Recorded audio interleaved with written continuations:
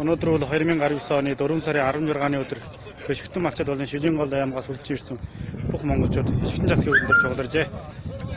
Үнэн ёсны төлөө бүр цугларсан байна.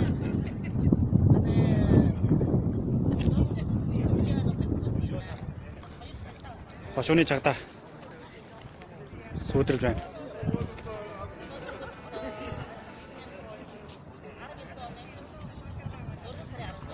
Бишкектэн ард түмэн нүх гажи битүүлдэхээс хүчиж оол очин баатар багшаа сулдгийн чанга шаардаж байна.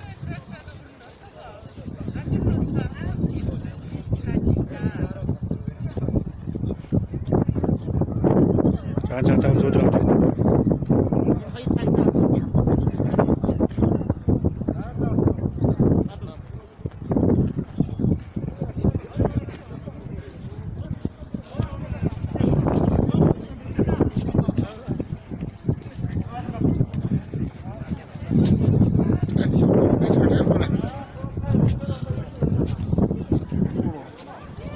跟车咋的？啊？不多了。